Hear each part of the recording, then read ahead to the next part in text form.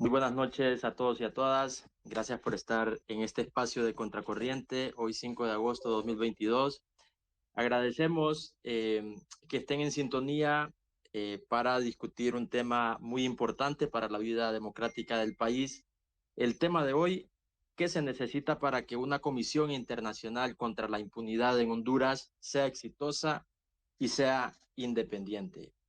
Este día tendremos tres invitados de lujo, tres fiscales que se han puesto de frente, precisamente eh, se han enfrentado a redes de corrupción en Honduras y en Guatemala, lo cual es un punto que tienen en común los tres. Y esta noche, pues, van a estar hablando sobre este tema en Honduras, que se necesita para establecer una CICI, primero que sea exitosa, que tenga éxito y luego que sea independiente.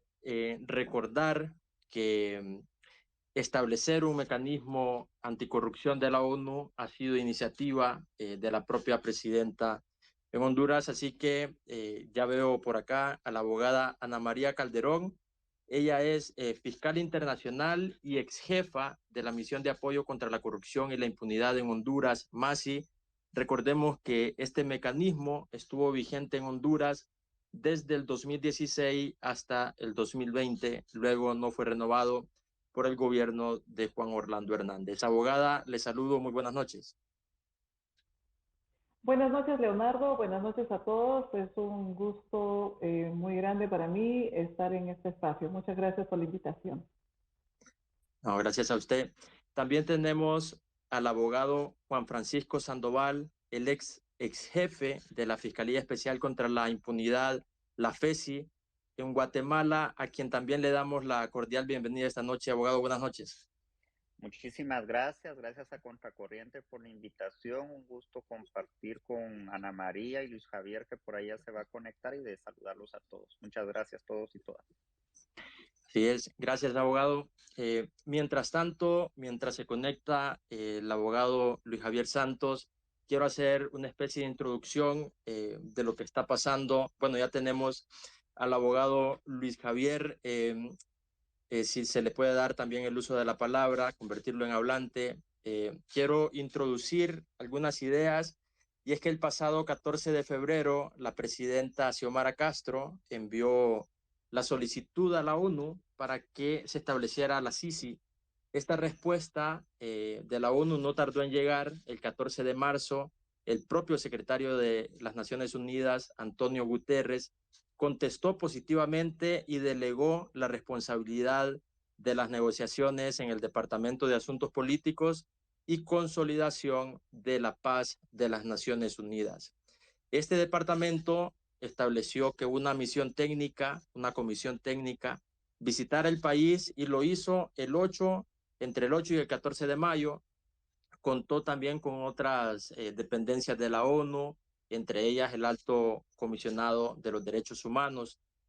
Y a finales de julio se conoció un borrador del memorándum de entendimiento entre el gobierno de la República de Honduras y la Secretaría de las Naciones Unidas.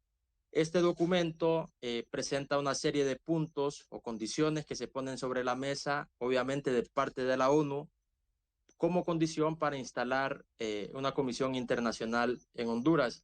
Entre estos puntos está reforzar el Estado de Derecho, la separación de poderes y luchar contra la impunidad y la corrupción.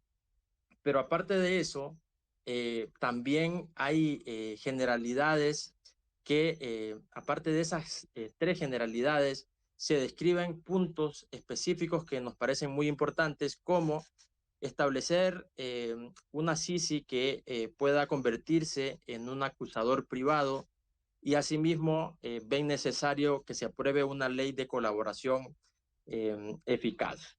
El gobierno de Honduras aún no ha dado respuesta a este memorándum, pero hay dos altos funcionarios ya negociando. Uno de ellos es el titular de la Secretaría de Transparencia y la Lucha contra la Corrupción, el doctor Edmundo Orellana Mercado, y también lo está haciendo el canciller de la República, el abogado Eduardo Enrique Reina. Ya tenemos por acá al fiscal Luis Javier Santos. Abogado, muchas gracias, buenas noches por estar acá. Buenas noches. Un saludo a Juan Francisco, a Ana María Calderón, y quiero dar las gracias a Contracorriente por invitarme a este espacio. No, gracias a ustedes. Gente también, ¿verdad? Así es, así es.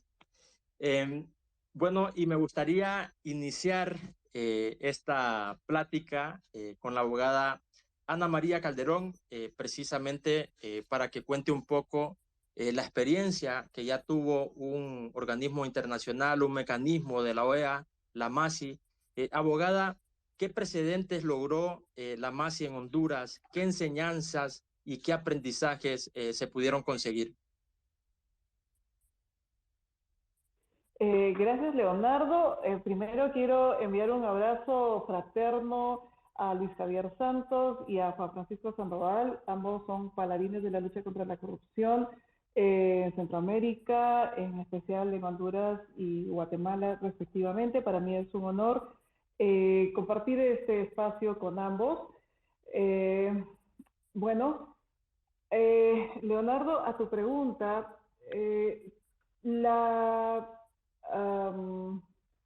la importancia de la presencia de la MAXI en Honduras fue vital para, como un primer elemento, ¿no?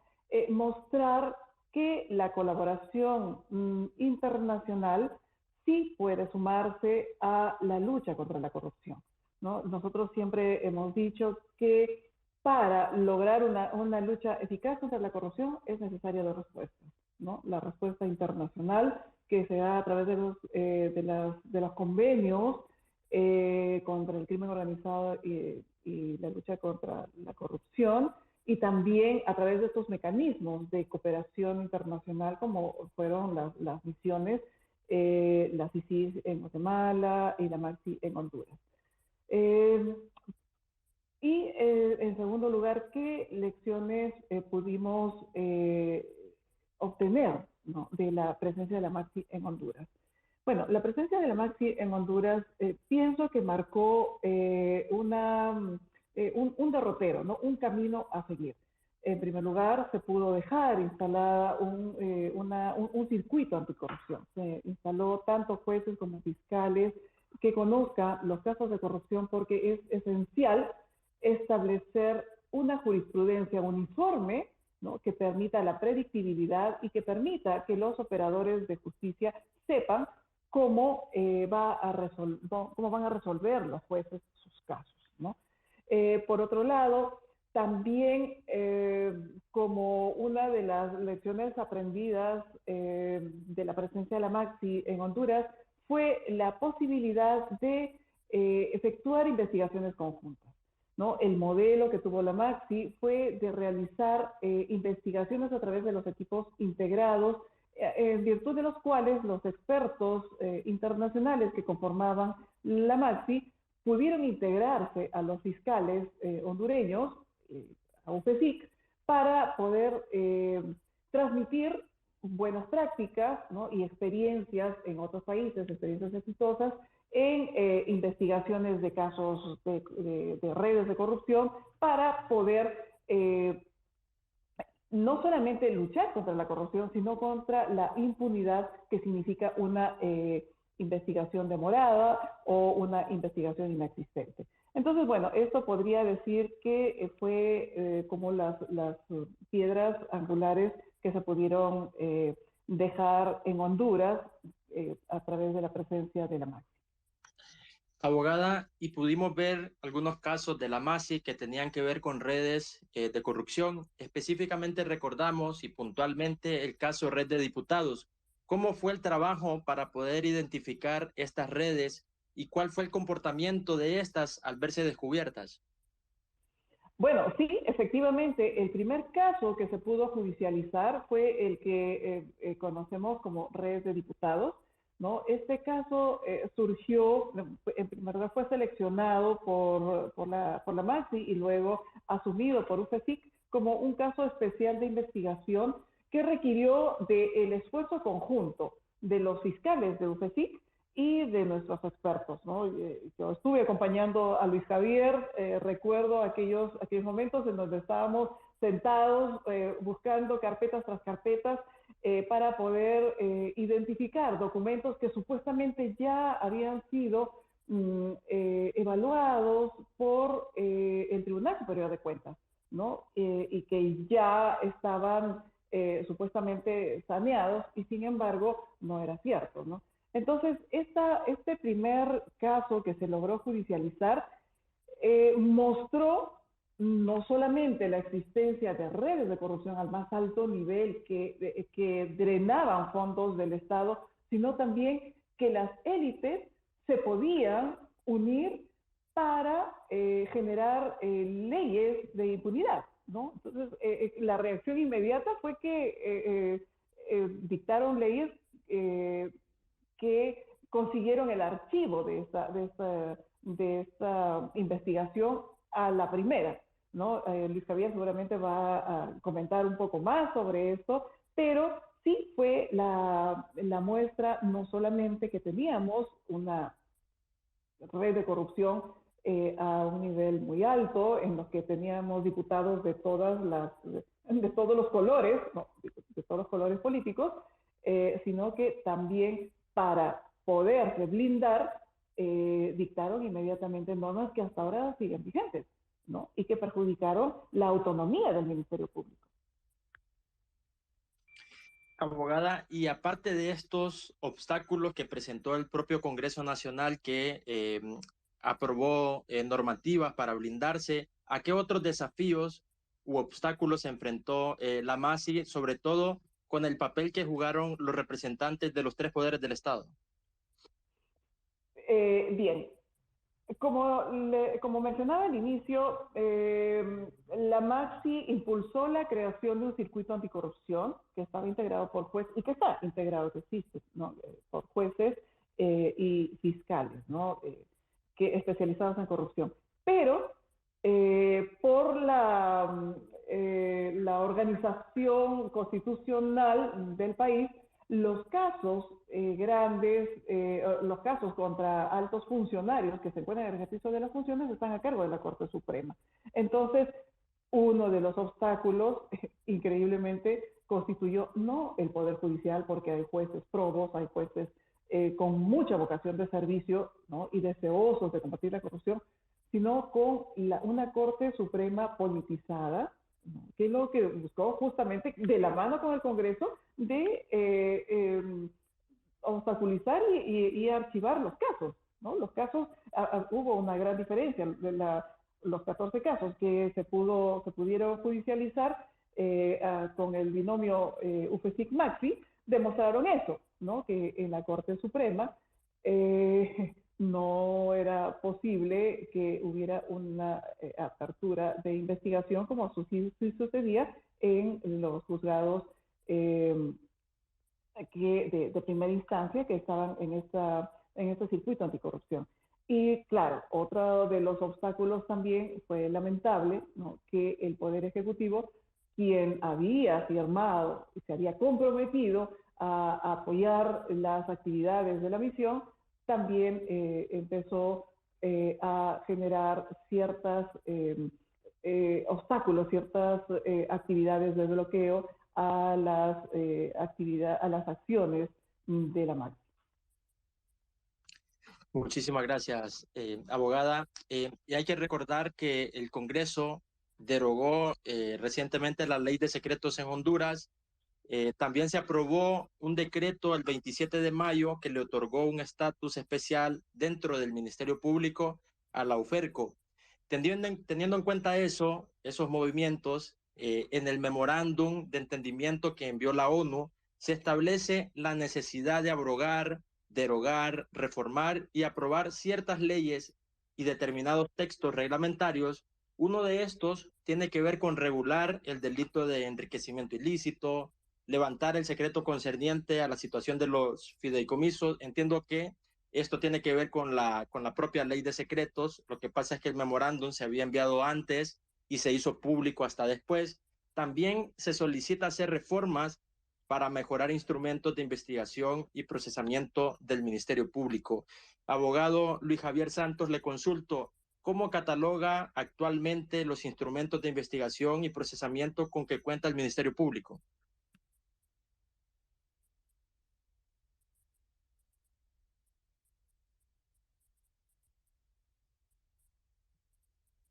Abogado Luis Javier. ¿Ahora me escuchan? Sí, adelante. Sí, yo creo que se debe dejar claro porque que el decreto aprobado por el Congreso Nacional no nos da un nuevo estatus como fiscalía. ¿Por qué? Porque la gente a quien llega este mensaje tiene, tiene la sensación de que la UFERCO ya está fortalecida, ya cuenta con todas las herramientas, cuenta con todos los recursos. ¿Y por qué no actuamos? Porque esas son las preguntas que se hacen en las redes sociales. ¿Por qué no actúa el UFERCO si desde el Congreso Nacional ya se le dio la fortaleza que necesitaba? Yo creo que eso hay que el mensaje que debe enviar es diferente, pues, porque no se nos ha dado un nuevo estatus, no se nos ha dado eh, eh, eh, poderes más allá del fiscal general, ni siquiera igualan los poderes del fiscal general. Lo único que se ha hecho con el decreto es ratificar, o sea, establecer una garantía en caso de que se limiten las facultades que ya tiene la UFERCO. Pero no es que se han otorgado facultades más allá de las que nosotros teníamos. Por ejemplo, se ha establecido que a los miembros de la UFERCO no se les puede trasladar de manera arbitraria, sino por una causa justificada. Eso ya está establecido en los reglamentos. Lo que pasa es que dentro de la institución a veces se trasladan fiscales de manera arbitraria, pero no ha sucedido con la UFERCO. Pero sí sirve de garantía por si quieren trasladar a algún miembro del UFERCO. El otro es que se dice que la UFERCO tiene la facultad de poder decomisar documentos en cualquier institución, pero no ha sido derogado todavía la reforma que se le hizo al Código Procesal Penal. O sea, hay un conflicto.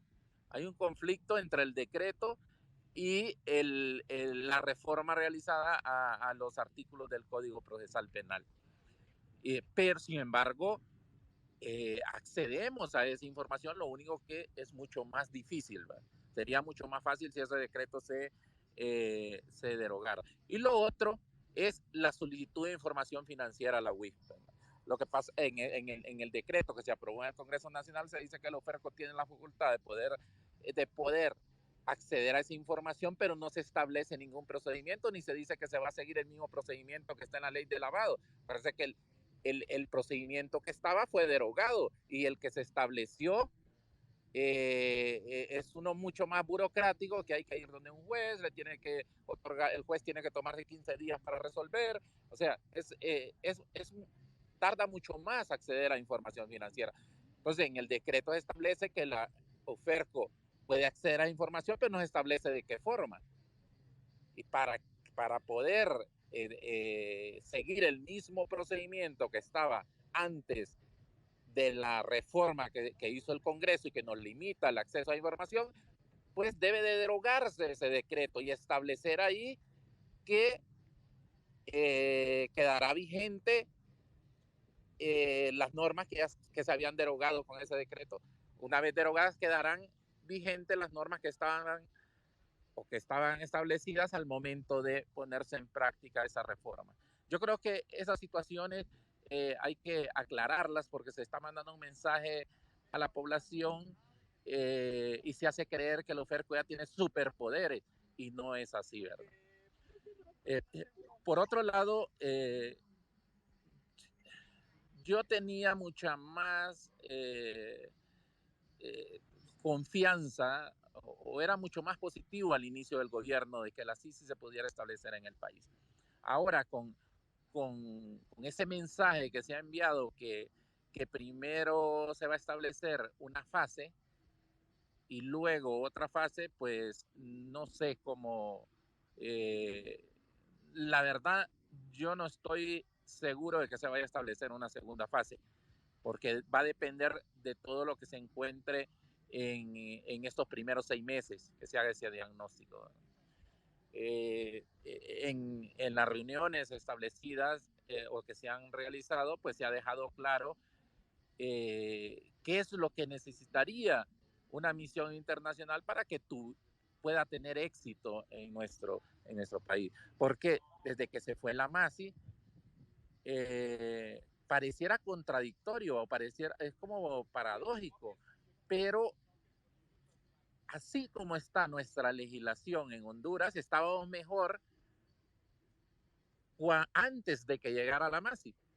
¿Por qué? Porque antes de que llegara la MASI, los corruptos o las personas involucradas en actos de corrupción no sentían la necesidad de realizar reformas porque no se habían ejercido acciones como las que se ejercieron con la misión de apoyo contra la impunidad.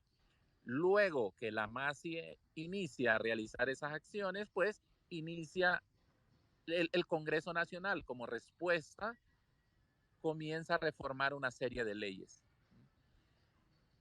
Y luego que la MASI sale, pues termina reformando o reforzando mucho más esas leyes, creando un ambiente de impunidad que realmente cuesta. Es mucho. Si era difícil cuando estaba la misión internacional llevar esas acciones, investigar esas acciones, llevarlas ante los tribunales, ahora es mucho más. Es el doble, cuesta el doble. Y eso también a veces pareciera que no lo comprende, ¿verdad? Todo el trabajo que lleva una investigación detrás de una acción que se interpone ante los tribunales, porque uno lo nota cuando en los foros, en las redes sociales o cuando lo visita a uno, dice, bueno, el CNA presentó denuncia, ACJ presentó denuncia, tal persona presentó denuncia, ¿por qué la oferta no ha actuado? Porque creen que solamente con la denuncia la UFERCO va a redactar un escrito y se va a proceder a acusar ante los tribunales. Y todo ese trabajo minucioso que lleva elaborar una investigación, todo ese trabajo a veces es desconocido. Y todo ese trabajo, para poderlo realizar, se necesita recurso humano. Y recurso humano es el del que se carece. Entonces, si no existe ese recurso humano, o si no hay ese recurso humano, pues va a ser imposible poder avanzar en todo este trabajo de investigación. Yo creo que para que la MASI pueda al menos iniciar su labor de juzgamiento en el país, primero debe de revisarse el Código Penal. El Código Penal nuevo, incluso ya se le hicieron una serie de reformas que han complicado realizar las investigaciones. Entonces yo creo que se debe revisar el Código Penal, especialmente en los delitos en perjuicio de la administración pública y los procedimientos que hay para poder los procedimientos sancionatorios, ¿verdad? Las sanciones que hay hacia esos delitos y aquellas formas que tiene el Código Penal de que los corruptos o que un condenado pueda librarse de la pena. Entonces yo creo que es necesario, previo, que se haga un análisis o poder avanzar en ese o revisar el Código Penal, o al menos en los 6 meses de diagnóstico que se ha establecido en ese memorándum. Lo otro, yo creo que debe de derogarse todas las reformas que se han hecho al Código Procesal Penal. Nosotros estamos queriendo o intentando, aunque alguien me dijo que los fiscales no debemos de intentar, sino que debemos de procurar, porque si no se llamaría, en vez de fiscalía, se llamaría intentoría, y no fiscalía, ¿verdad? La fiscalía debe de procurar. Entonces, yo creo que estamos procurando desde enero que se deroguen todos esos decretos. Son 3 reformas al Código Procesal Penal que creo que son esenciales para que la CICI pueda funcionar, para que una misión internacional pueda funcionar. También debe de reformarse el procedimiento para poder repetir contra los funcionarios públicos. Saben que el Congreso Nacional, y de manera secreta porque no se había hecho público, derogó el artículo que permitía que la Procuraduría pudiera repetir contra un funcionario cuando se haya causado perjuicio a la administración pública, ¿no? Entonces, eso también es grave, porque la Procuraduría entonces no tendría ninguna acción, no podría ejercer ninguna acción si fue reformado ese procedimiento. También debería de reformarse la ley orgánica del Congreso Nacional. No es posible que se haya establecido en la ley orgánica del Congreso Nacional que los diputados no pueden incurrir en responsabilidad penal, civil y administrativa, aunque ahí lo dice que es por acciones derivadas de las funciones de su cargo. Entonces eso queda objeto de interpretación, o sea, un juez que quiera interpretarlo de manera amplia fácilmente podría dejar en libertad a un diputado. Abogado, hay 2 temas que están muy sonados con el tema de una eventual llegada de la CICI. Uno es el tema de la ley de colaboración eficaz y el otro es que en el memorándum se sugiere que la CICI, este mecanismo, pueda convertirse en un acusador privado. De fondo, en el Congreso hay quienes también ya están hablando de la figura del querellante adhesivo. ¿Qué piensa usted de estos aspectos? Pues yo lo considero positivo. Yo creo que sí, yo creo que sí debería de existir esa figura, y no solamente para la misión internacional, sino que para todas aquellas organizaciones que de alguna manera puedan ser perjudicadas en algún momento, puedan considerarse víctimas indirectas en algún momento, como lo ha sido el COPIN en el caso de Berta Cáceres, o como lo han sido las organizaciones, unas organizaciones de mujeres en el sur, con estas denuncias de los proyectos de energía. Yo creo que sí. Yo creo que no solamente debería reformarse la ley para que sea querellante adhesivo la misión internacional, los miembros de la misión internacional, sino que también este tipo de organizaciones o las organizaciones que tengan que ver o que trabajan o que tienen en agenda el tema de corrupción, ¿verdad? Sobre la ley de colaboración eficaz, pues yo sé que se está discutiendo, y de hecho estaba en agenda para estos días para ser discutida en el Congreso Nacional. A mí me enviaron un borrador para poder hacer las observaciones pertinentes. Lo único que no sé, para mí debería de socializarse más, porque es lo que pasa a veces, que el criterio de la UFERCO, el criterio de, de una organización, o eso entre mejor sea revisada la ley, yo creo que tendría mayor efectividad, ¿verdad? Una vez aprobada. Yo creo que hay que escuchar por lo menos a otros sectores para que quede una ley o se apruebe una ley que sea o que vaya con nuestra realidad, ¿verdad? Porque si no, pues al final se va a convertir como otras leyes que han aprobado y que realmente no van con lo que realmente se vive en el país.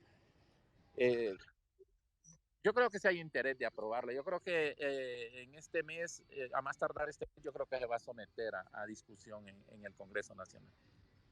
Abogado, y también se habla mucho de que el decreto de amnistía que se aprobó pocas semanas después de que la presidenta Xiomara Castro asumiera en el poder y que fue una propuesta que surgió desde el Ejecutivo. ¿Esta amnistía podría dificultar el trabajo de una Sisi? ¿Usted qué piensa al respecto? No, yo no creo que pueda dificultar el trabajo de una CICI, pero sí creo que se debería de revisar o se debería de...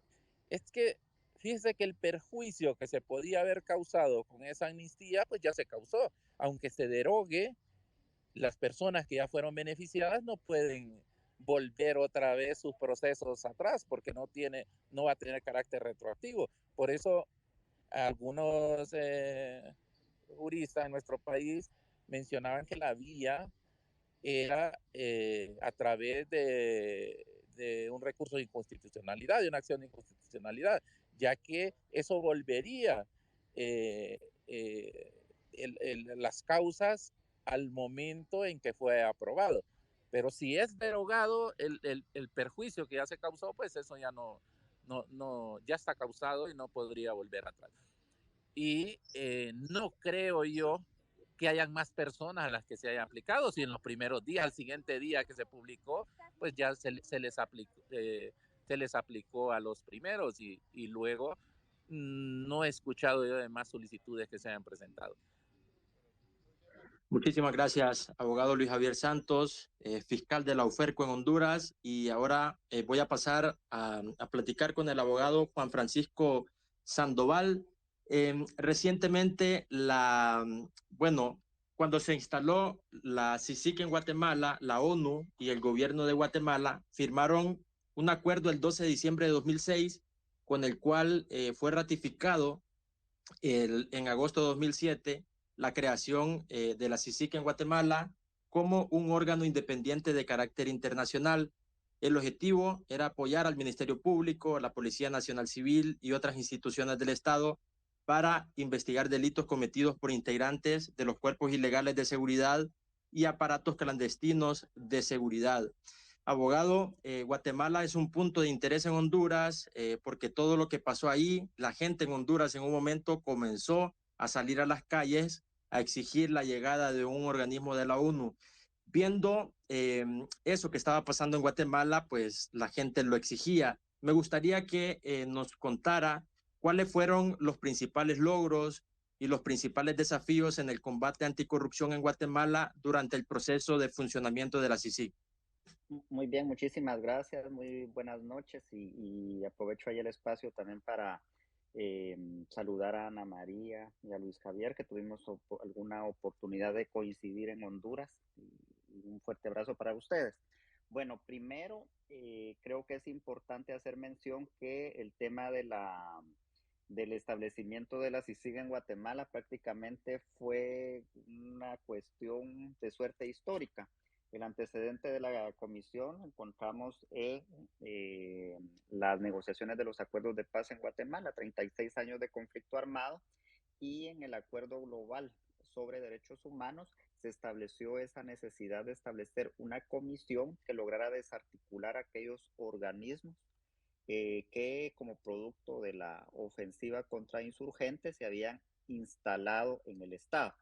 Entonces creo que la primera perspectiva que no se debe de perder al establecer una misión en Honduras es que su mandato, su alcance, su composición, su estructura, sus facultades debe responder a las necesidades y a las características específicas de la problemática de la corrupción e impunidad en Honduras.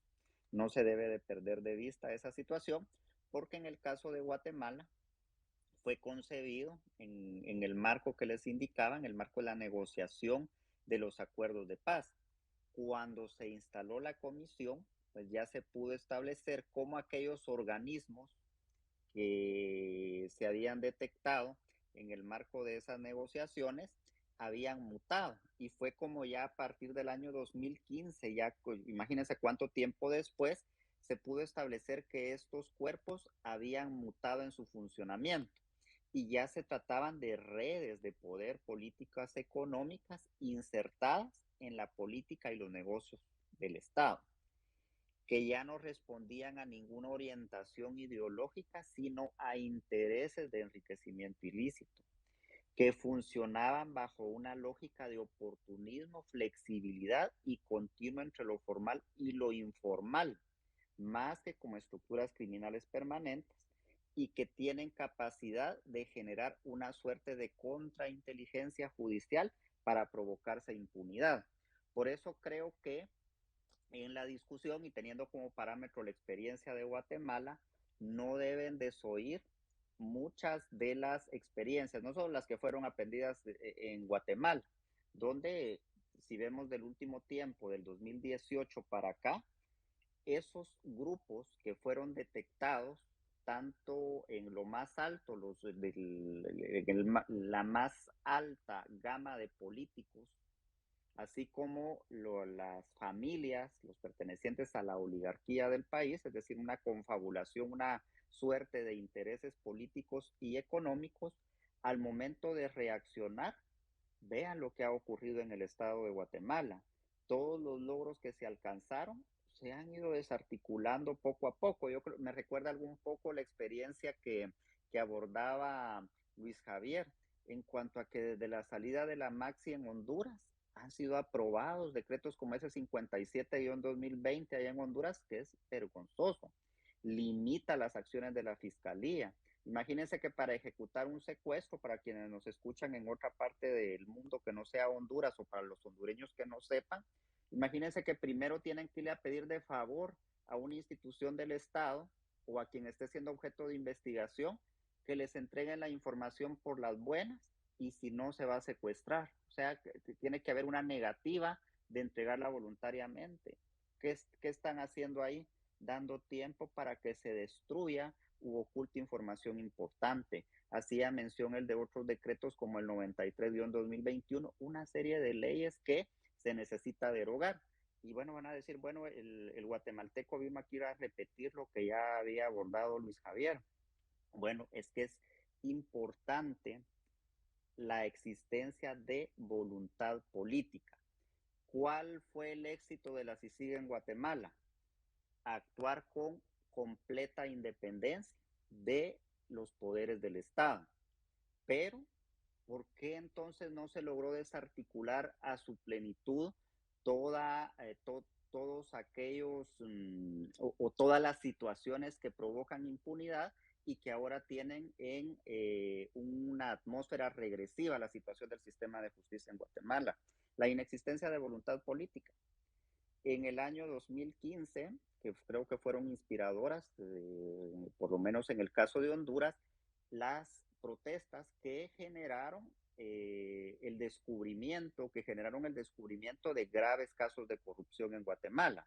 El tema es que ningún ministerio público, ninguna misión internacional va a cambiar la problemática del país si no va acompañada de voluntad política. Voluntad política que debe ser reflejada en, por ejemplo, la derogación de esas leyes que yo le doy mucho seguimiento a las publicaciones que hace Luis Javier, porque él está ahí exigiendo, miren, me están exigiendo a mí que como jefe de una unidad desarticule toda la corrupción en Honduras, pero estoy trabajando en una fiscalía que no tiene dientes. De hecho, al analizar este decreto que se supone que le da autonomía a la UFERCO, en realidad es un decreto que, si bien es cierto, no vulnera ninguna normativa constitucional hondureña, más bien tiene un efecto declarativo, tiene una intención política, porque en todo caso supedita el funcionamiento a la temporalidad del desempeño del actual fiscal general, sobreponiendo nuevamente lo que ocurre, nombres a instituciones. Si la intención es fortalecer esa fiscalía, debería de permitirse trabajar de forma independiente, sin la necesidad de un documento casuístico y dotar de todos los recursos materiales y humanos indispensables para hacer efectivo el trabajo. No debe desoír esta situación tampoco la intención de formalizar un convenio de esta naturaleza.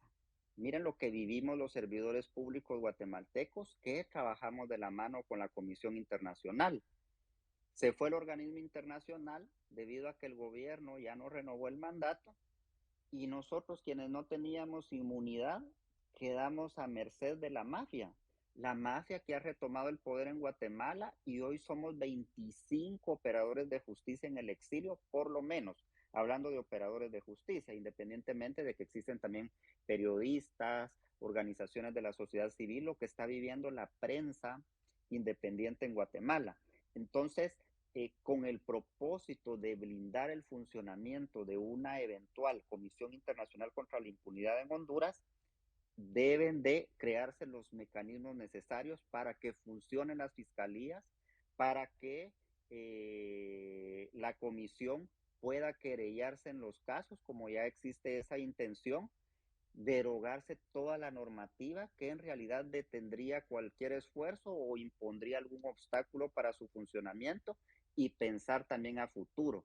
¿Qué va a pasar si el músculo que se le pueda brindar a esta comisión desarticula o por lo menos logra detectar la fuente del financiamiento que sostiene la impunidad en Honduras? Pero ¿qué va a pasar después de la comisión? Entonces creo que debe aprovecharse la experiencia que ya hubo en la misión en Honduras, en la comisión allá en Guatemala, y la experiencia propia de lo que se ha vivido en este tiempo, de qué ha pasado con la UFERCO sin la Maxi. Abogado, y entiendo que usted está en el exilio en este momento. A mí me gustaría preguntarle qué debe pensarse en Honduras ya por adelantado para que estas redes de corrupción no nos ganen la batalla con esto precisamente que le está pasando a usted. Bueno, lo que no debe de perderse de vista es que a veces es muy visible el poder político. Ahí en Honduras el Partido Nacional, el Partido Liberal, el partido que acaba de ganar, son muchas veces las caras visibles, pero lo fundamental es quiénes están detrás de esas caras visibles. Entonces, también tener la mirada puesta en que existen poderes ocultos que son quienes sostienen un régimen. Recuerdo bien yo cuando allá en el año 2015 todos apoyaban, sí, la lucha contra la corrupción, sí, porque solo tenían en la mira a los políticos de turno. El tema es que los funcionarios públicos, yo fui servidor público, son fungibles, pero ¿cuál es el poder que está detrás de ese esquema de funcionamiento? Yo señalo y sin ningún empacho de que las familias, en el caso de Guatemala, el G8, la oligarquía, es la que sostiene un sistema. ¿Por qué creen ustedes de que en Guatemala en este momento existe un control absoluto de los poderes del Estado por el presidente más impopular de América Latina? Pero tiene el control de todas las instituciones del Estado para garantizar su impunidad, porque hay un poder que lo sostiene. Entonces, creo que debe de crearse todo el mecanismo de blindaje para que el sistema de justicia pueda soportar todos los embates que seguramente va a sufrir de parte de estos poderes que están detrás de, porque creo que lo que en algún momento se dieron cuenta en Guatemala, estos poderes, hablo del sector privado organizado, pero no de todos, pues los quienes eran usuarios del sistema corrupto o han sido usuarios históricamente del sistema corrupto, es que descuidaron el sistema judicial, y para ellos descuidar el sistema judicial es que empezara a funcionar la justicia. Entonces, ahora no pueden permitirse perder el sistema de justicia. Ahora bien, en Honduras lo que debe de hacerse es aprovechar esa experiencia y tratar de verificar en qué hubo fallos en el funcionamiento de la comisión allá en Guatemala. La cúspide de su trabajo también fue el inicio del declive, pero ¿a qué respondía? A que se tocaron esos intereses. Entonces hay que ser también muy cuidadosos y pensar en ese futuro. Muchísimas gracias, abogado. Y en este momento voy a abrir los micrófonos a la audiencia para que puedan hacer preguntas a los invitados. Está la abogada Ana María Calderón, fiscal internacional y fue jefa de la misión de apoyo contra la corrupción y la impunidad en Honduras, MASI. También obviamente el abogado Luis Javier Santos, jefe de la UFERCO, anteriormente había sido jefe de la UFESIP, y también está el abogado Juan Francisco Sandoval, ex jefe de la Fiscalía Especial contra la Impunidad en Guatemala. No sé si tenemos ya alguna mano levantada.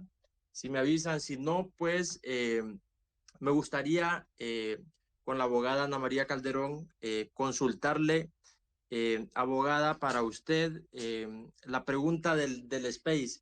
¿Qué se necesita para que una comisión internacional contra la impunidad sea exitosa y sea independiente?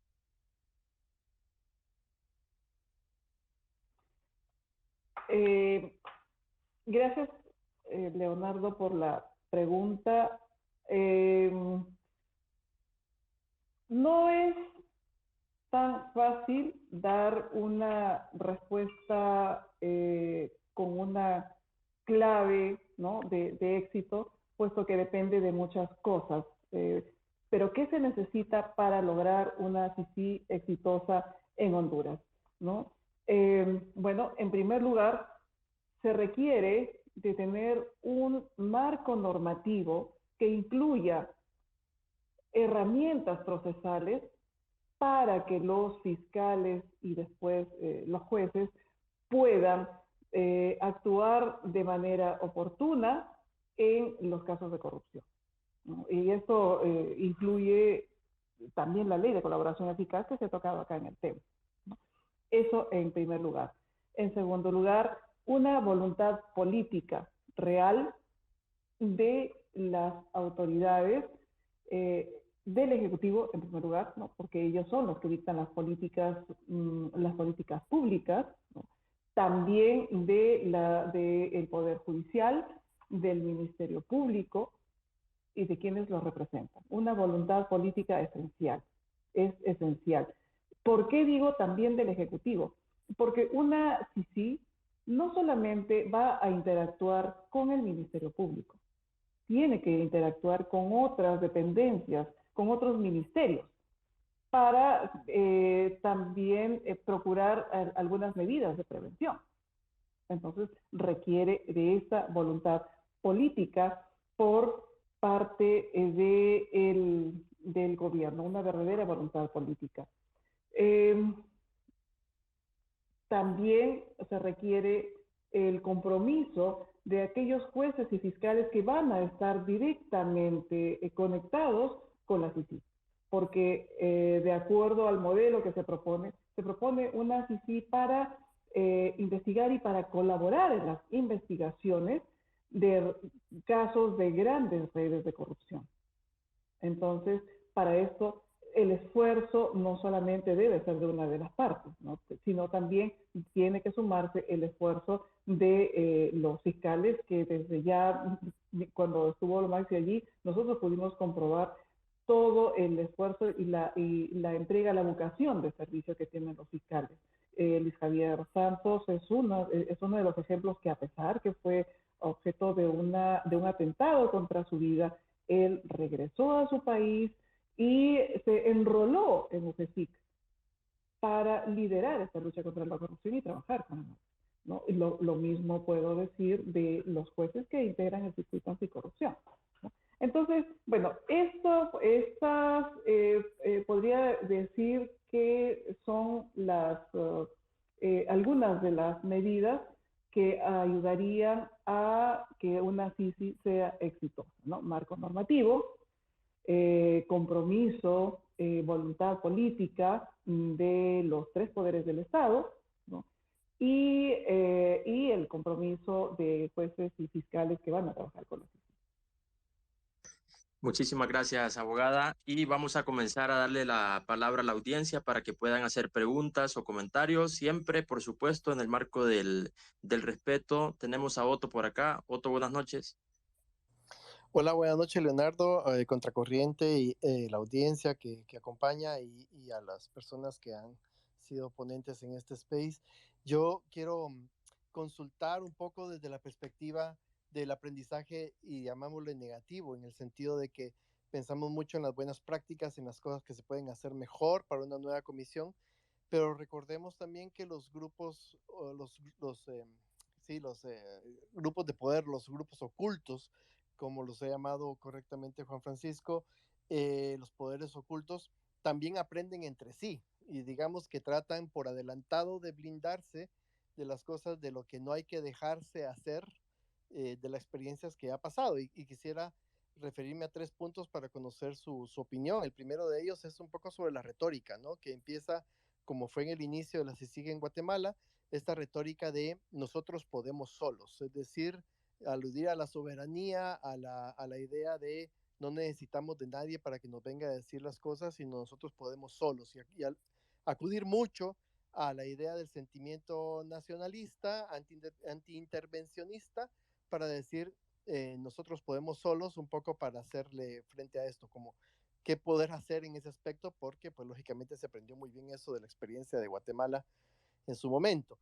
El segundo aspecto es con el rol de la sociedad civil, que es fundamental en esto, y qué experiencias podrían ustedes prever que se pueden servir como blindajes de los poderes ocultos y de agentes dentro de los gobiernos que no desean que esto tenga las mismas dientes que tuvo en algún momento la CICIG en Guatemala, teniendo una sociedad civil selectiva, digamos, en el sentido de grupos que van a apoyar algunas cosas, pero otras no, sabiendo que el rol de la sociedad civil es fundamental.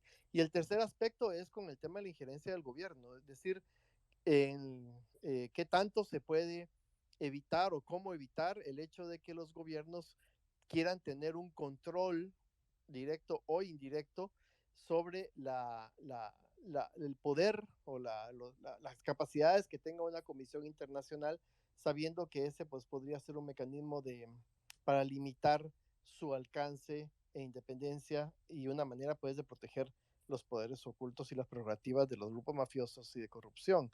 Entonces, un poquito en la lógica de ese aprendizaje negativo al cual hay que prepararse, quisiera conocer un poco como a qué nos podríamos atener y para de alguna manera tratar de compensar lo que ya se sabe que desde antes se puede presentar para limitar las capacidades de una comisión. Muchas gracias. No sé si alguno de los invitados quiere contestar a la pregunta de Otto. Bueno, abordando el tema relacionado con el discurso, obviamente va a ser escuchado el famoso discurso ese, ¿verdad? Podemos solos, se está invadiendo la soberanía del país. En realidad lo que se protege es la soberana impunidad. Eso es la soberanía radica en el pueblo y entonces se trata de invocar falsos nacionalismos. ¿Acaso no es de interés para la comunidad internacional que un pueblo amigo, las constituciones por lo general estipulan que en sus relaciones con los otros estados, pues debe de propiciarse esa armonía? No existieran entonces ningún convenio internacional, no existiera la Convención de las Naciones Unidas contra la Corrupción y los estados se comprometen a realizar los esfuerzos necesarios, no solo para el desarrollo del país, sino para el desarrollo regional. Entonces, se va a escuchar muchísimo de ese discurso. En Guatemala pegó mucho también el tema veníamos de una guerra fratricida y donde determinado grupo fue totalmente desarticulado y el grupo que tomó el poder, y que por lo general Guatemala ha sido un país por lo menos desde el 54 gobernado casi siempre por gobiernos conservadores. Entonces había mucho la crítica de por qué la comisión solo no persigue, por ejemplo, a la izquierda. Entonces se vinculó mucho a la comisión como que, estos son los comunistas, porque es un discurso muy fácil de digerir, sobre todo con los traumas que dejó el conflicto armado interno en Guatemala, cuando si lo que se estaba desarticulando era cuerpos ilegales en el poder y estos grupos no habían estado en el poder, obvio era que no iban a estar involucrados en los casos de gran corrupción, porque las investigaciones que se desarrollaban, como reitero, giraban en torno a quienes estaban instalados en la administración gubernamental. Entonces, aquí es donde juega un rol importantísimo y está completamente relacionado el tema de la importancia del trabajo con la sociedad civil en el combate a la impunidad. Inclusive en los momentos más difíciles, es la sociedad civil la que, además de jugar ese papel de activismo, juega un rol pedagógico en materia de cultura de legalidad. De hecho, cuando se presentaron los casos y había una amplia cobertura de los medios de comunicación, la sociedad civil jugó también ese rol importante para entender que finalmente son los ciudadanos los que tienen que interesarse en los asuntos del Estado. Entonces, para que vaya permeando esa cultura de que hay un tema que se afecta a todos, que la corrupción estatal afecta no solo el funcionamiento de la justicia, afecta al desarrollo de la sociedad. Entonces, creo que el trabajo coordinado con la sociedad civil debe de conformar un frente social de apoyo al combate a la impunidad. ¿Por qué? Porque no se puede ir a los tribunales de justicia sin que se logre reflejar de que existen víctimas, de que existe una opinión pública, que existen medios de comunicación que trasladan la información a la sociedad. Eh, que los obstáculos no se van a enfrentar solo, no solo una comisión, no solo la fiscalía. ¿Por qué? Porque esos grupos organizados, el poder oculto, son capaces de articular una presión sobre los tribunales, sobre los servidores públicos, que no va a ser capaz, no va a haber organismo que aguante, no va a haber tribunal de justicia que logre actuar de manera imparcial e independiente si no existe capacidad de compensar la presión que esos poderes ejercen sobre la función pública. Entonces, creo que eso es lo que puedo aportar, y ahí también cedo la palabra a Ana María o a Luis Javier si también ellos quieren tener algún pronunciamiento al respecto. Sí, muchas gracias, Juan Francisco, y me uno a las palabras de él porque efectivamente el rol de la sociedad civil en la lucha contra la corrupción y la impunidad es esencial, ¿no? Es esencial, esa fue una de las lecciones aprendidas más importantes que tuvo la misión, porque recuerden ustedes que uno de los componentes de la MAXI fue la formación de un observatorio, ¿no?, de sociedad civil. Entonces, ¿esto qué nos quiere decir? Nos quiere decir que una sociedad civil preparada, sensibilizada, ¿no?, sí puede servir de respaldo para el trabajo de la misión internacional, de una comisión internacional, y también de los jueces y de los fiscales que van a asumir estas investigaciones. Y también no olvidemos que el periodismo tiene igualmente un papel muy destacado, porque el periodismo va a informar de manera transparente, ¿no?, las investigaciones o los procesos, y también puede realizar investigaciones que van a coadyuvar al descubrimiento de redes de corrupción, ¿no? Por supuesto, no debemos olvidar que la academia, que las universidades son la fuente de saber desde donde debe empezar la formación de esos nuevos profesionales, no solo del derecho, sino del resto de las profesiones, que necesitan saber que se tiene que caminar con ética a lo largo de su profesión para prevenir actos de corrupción. Y por último, también quiero destacar que como parte de este bloque de contención para la lucha contra la corrupción, también están las empresas, ¿no? Las empresas. No debemos olvidar que las empresas pueden generar un compromiso para evitar la corrupción, porque hay corrupción privada también. El lavado de dinero también es parte y debe ser preocupación de las empresas. Bueno, dejo acá el micrófono en manos de Luis Javier, que seguramente quiere intervenir. Muchas gracias, Ana María. Yo considero también que es la sociedad civil la que tiene que tener un papel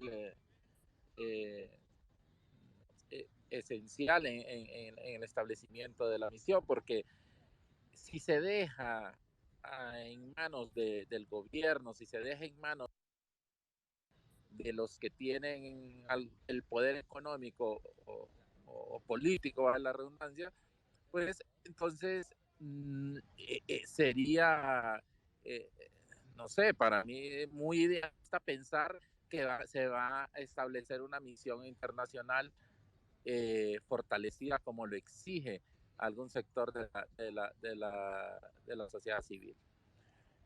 ¿Por qué? Porque desde la UFERCO, como ustedes tienen conocimiento, se han generado investigaciones contra periodistas, contra diputados, contra grupos económicos de la empresa privada. Entonces, estos tres sectores de alguna manera jamás van a estar de acuerdo en que se establezca una misión de apoyo en el país, y mucho más que tenga capacidad como se exige, como lo dije antes, de algún sector de la sociedad civil, ¿verdad? Que tenga esas facultades que tenía la MASI y mucho más, como ser la de querellante adhesivo, ¿no? Estos van a ser, son los que van a ejercer presión sobre el Congreso Nacional para que no se apruebe o para que no se instale una misión de apoyo. O en todo caso, para que se instale una misión de apoyo, pero no con esas facultades que se requieren para poder desarticular todas estas redes de corrupción. Muchísimas gracias, abogado. Tenemos una participación más. Jennifer Ávila, directora de Contracorriente. Jennifer. Hola, gracias Leo y gracias a todas las personas que han estado conectadas en este space. Yo creo que es bien importante también resaltar de que la elección de los nuevos magistrados de la Corte Suprema de Justicia, el nuevo fiscal general, ya están a la puerta aquí en Honduras y van a ser fundamentales para la instalación de una CICI, para que una CICI funcione de manera independiente. Pero hay bastantes peligros en el ambiente, ¿no? Yo diría que una de las cosas preocupantes que salieron recientemente fue cómo catalogaron de injerencista la lista Engel, porque habían 3 miembros del partido que está en el poder, ¿verdad? Esos son como mensajes que pueden ser contraproducentes justamente en este momento en el que se está buscando la instalación de una CICI y una elección de corte independiente y una elección de fiscal independiente. Y otros más, ¿no? De una retórica que es triunfalista por un lado, pero que también impide cualquier tipo de cuestionamiento por parte de la sociedad civil, del periodismo y etcétera. Entonces yo quiero preguntarle al fiscal Luis Javier Santos si cómo podemos, como periodistas, como ciudadanía, vigilar esa elección de la Corte. ¿Por qué es tan importante que la elección de la Corte sea independiente, que la elección del fiscal general sea independiente, que las personas que queden ahí sean por sus méritos y no sean por su afiliación política? ¿Qué es lo que se puede hacer? Y también si tiene algún escenario, ¿no? ¿Cómo lo ve, cómo ve hasta este momento que se ha tratado ese tema en el país?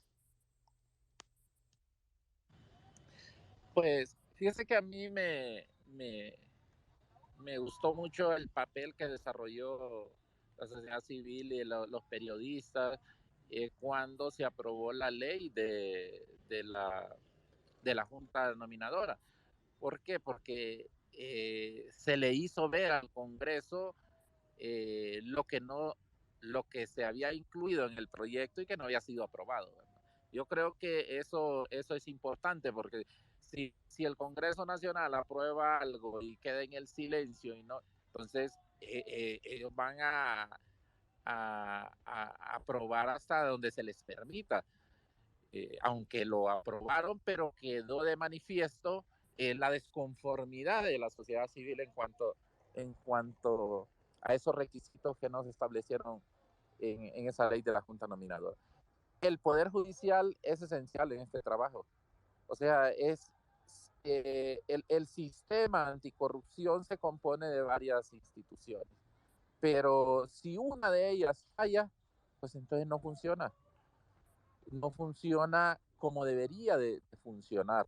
O sea, el Ministerio Público puede realizar su trabajo y ejercer las acciones, pero si no hay un poder eh, judicial comprometido, o si hay jueces que van a estar al servicio de los políticos o de las personas que sean acusadas por corrupción, entonces no va a funcionar. O sea, yo creo de ahí la importancia de que se elijan a los mejores hombres y mujeres para que encabecen la Corte Suprema de Justicia. Y más que la Corte Suprema de Justicia es una sala de lo constitucional, porque usted sabe, una sala de lo constitucional y una sala de lo penal, que ese es quien controla la sala de lo penal y controla la sala de lo constitucional, pues controla la impunidad en el país, pues. De ahí es donde se deriva. Se ha visto en los casos que se interpusieron con la MASI que es la sala de lo penal quien al final los anula, quien al final los absuelve, y la sala de lo constitucional quien al final a través de amparos ha parado varias investigaciones. Entonces, esas dos salas son claves dentro del Poder Judicial. Y no hay que olvidarse que a este gobierno le corresponde la, el nombramiento o la selección de todos los altos cargos.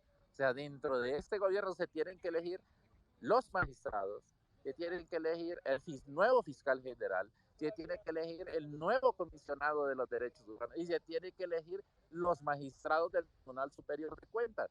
Y los magistrados del Superior de Cuentas es el otro año también. Entonces, ahí no sé, pues no sé qué tipo, a veces por estar incidiendo quizás en el nombramiento del Poder Judicial, quizás hayan ya negociaciones para el nuevo fiscal general o para los nuevos miembros del Tribunal Superior de Cuentas. Ustedes han observado todos estos años atrás el obstáculo que ha sido el Tribunal Superior de Cuentas en las acciones, en las investigaciones que se han realizado de corrupción. Los finiquitos que se han extendido a personas involucradas en actos de corrupción. Entonces, yo creo que es clave el nombramiento de los altos funcionarios dentro de esas instituciones, son claves para que la lucha contra la corrupción dé fruto. Y no hay que descuidar ninguna de ellas, porque cualquiera puede servir de obstáculo para que no funcione el sistema que se quiere implementar con la traída de la misión internacional. Muchísimas gracias, abogado Luis Javier Santos. Y ahora voy a cederle el micrófono al abogado Juan Francisco para que pueda dar sus comentarios finales. Asimismo, después la abogada Ana María Calderón y finalmente el abogado Luis Javier Santos. Bueno, creo que lo fundamental es aprovechar que está Honduras en este momento en un ambiente positivo.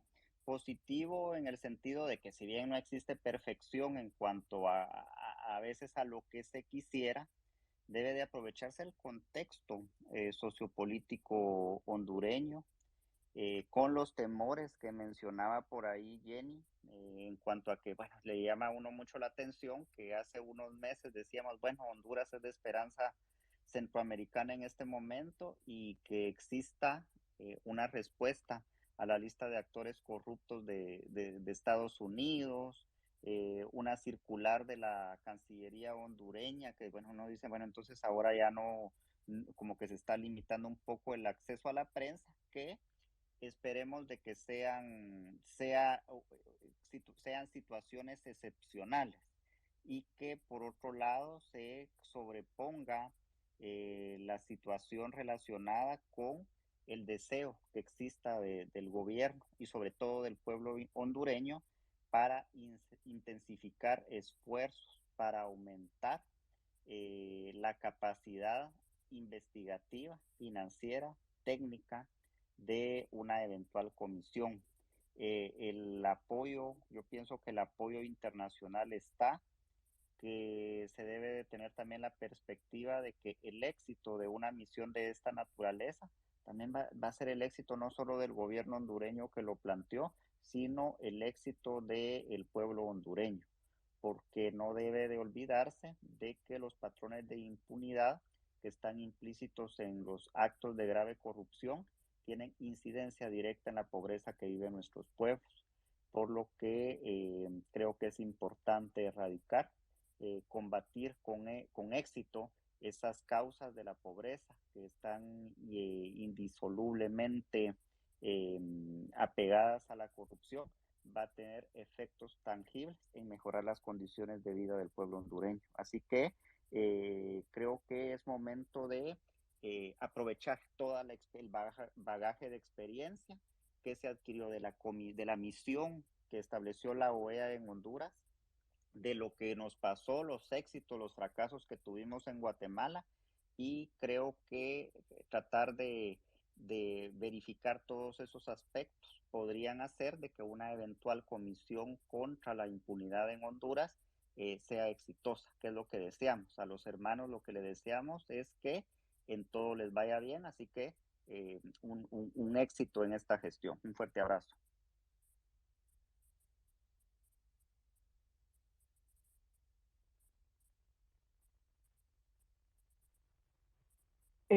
Bueno, solamente para unirme a las palabras de Juan Francisco y desear éxito a Honduras en la instalación de una nueva misión, de una comisión anticorrupción.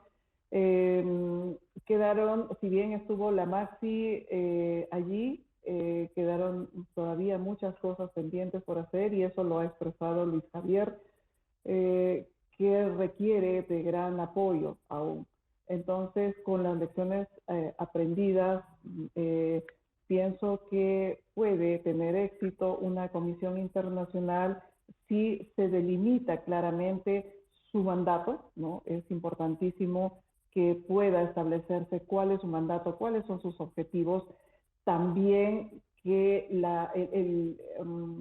el compromiso de las instituciones, así como la voluntad política de las autoridades sea real,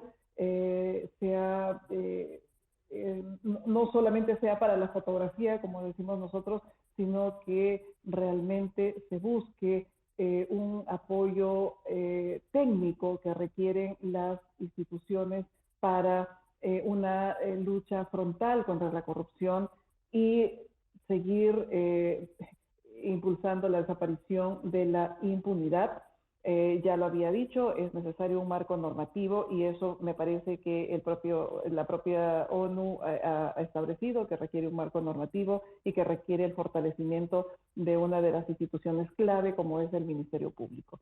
Entonces, solamente quiero agradecer a Contracorriente por este importante diálogo al cual he sido invitada y he podido aportar un pequeño granito de arena desde la experiencia que me tocó vivir en Honduras. Un abrazo fuerte para ustedes. Gracias.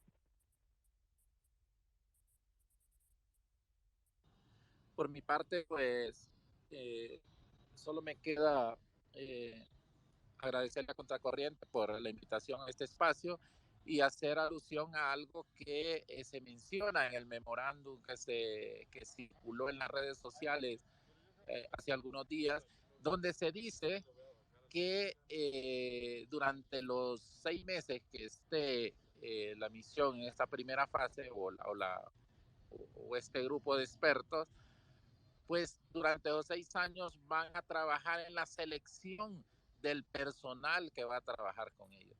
Yo entiendo ahí, claro, que como puede ser Luferco, puede ser otro personal el que seleccione. Entonces, eso quizás también puede estar siendo objeto de negociación. Entonces, yo lo dejo porque ¿por qué se dejó abierto al final de ese memorándum o se dejó establecido ese párrafo? Y por lo demás, pues yo recalco lo esencial del papel que debe desarrollar la sociedad civil. Yo creo que la sociedad civil no está encima insistiendo, solicitando, pidiendo, pues al final se va a establecer lo que se deje que el Congreso o el gobierno haga, ¿verdad? Creo que es así como los grupos económicos y los otros grupos de presión van a estar ejerciendo esa presión frente al Congreso Nacional, que es quien al final va a tener que aprobar ese convenio, o ante el gobierno, cuando vengan estos expertos en esta primera fase, pues lo mismo debería estar haciendo la sociedad civil, ejerciendo una presión para que la CICI que se establezca pues sea una CICI fortalecida. Buenas noches a todos, los que estuvieron como oyentes también, y un abrazo a Ana María y a Juan Francisco. Muchísimas gracias, abogado Luis Javier Santos, jefe de la UFERCO en Honduras, a la abogada Ana María Calderón, ex jefa de la MASI en Honduras y es fiscal internacional.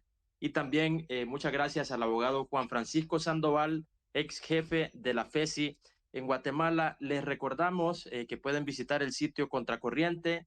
En pocos minutos vamos a publicar una nota referente a este tema de la CICI. Y este space va a quedar grabado para que lo puedan compartir y puedan analizarlo posteriormente. Muchísimas gracias a todos. Muy buenas noches.